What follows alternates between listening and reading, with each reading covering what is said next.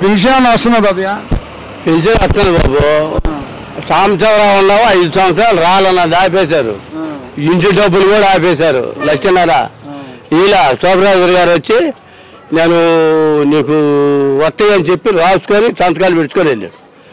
Engineer రాలా, ఇంటికి రాలా, రెండు పోయినాయి. మరి ఏం చేయాలి మనం? జగన్ వచ్చిన కాడి నుంచి మనకు అన్ని సక్రమంగా వస్తాయి. ఇంటి వస్తాయి, ఇప్పుడు మనం చాలా వస్తాయి, అన్ని వస్తాయి, బాధలేదు.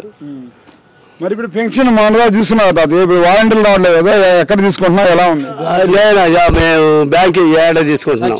బ్యాంక్ సచివాలయం కాడ కొంతమంది ఇచ్చారు, కొంతమందికి బ్యాంక్ వెళ్ళి తీసుకుంటున్నారు. మామూలుగా వాలంటీర్లు వచ్చి ఇప్పుడు మీరు మంచం మీద ఉన్నప్పుడు తలుపు తట్టి పింఛన్ ఇస్తున్నారు, ఇప్పుడు మీరు పోయి తీసుకొచ్చుకోవాల్సిన ఎలా అనిపిస్తుంది మీకు? ఆయాలు బాగుంది. ఇవాళ మరి మనం తిరిగి తెచ్చుకోవాల్సి వస్తుంది. కాళ్ళు లేని వాళ్ళు ఆడిపోతారు. ఇప్పుడు బ్యాంకు కాడికి పోవాలి, ఎగ్గిలో పోలేము. మరి ఎవరు తెచ్చేయాలి? ఎవరు తెచ్చేదిగా ఎట్లా కట్టే ఉన్న బస్సులాడు బండి తీసుకుని వెళ్ళి తెచ్చుకుంటాం. వాలంటీర్లు ఉంటే మాకు ఇంటికి తీసుకొచ్చే మేము లేచేదానికి ఇంటి ముందు నుండి ఇచ్చేవాడు.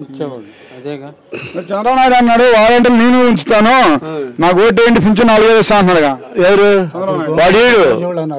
వాడు ఏడు ఇప్పుడు ఏడదాకా ఎందుకు తొలిచూరి దీనికి నేను ₹1,00,000 1,00,000 నేను రుణమాఫీ అన్నాడా? ఒక తరం చేసి బాగున్నాడు. మరి అది నమ్మి మేము కట్టేస్తాం. ఇప్పుడు బారికి తీసేస్తే నువ్వు చేసావు నాకు నమ్మకం ఉండేది, నువ్వు చేయలేదుగా. చేయనప్పుడు నువ్వు మళ్ళీ చేసే మాకు నమ్మకం ఉండేదా? ఈయన చేసేది కాబట్టి ఈయనకి వేసుకుంటాం. జగన్ వేస్తా అంటాం. జగన్కే వారికి మాకు అంటే ఉండాలని తొలర వాళ్ళు ఉండాలనుకో, వాళ్ళతోటి కాదుగా మనకు చేసాడు, మేలు చేశాడు కాబట్టి ఈయన వచ్చిన కాడి నుంచి 3,000 వస్తాయి. మరి జగన్ ఒక్కరోజు అన్ని పార్టీలు కలిసి వస్తున్నాయి కదా. జగన్ ఒక్కరోజు అన్ని పార్టీలు కలిసి వస్తున్నాయి కదా.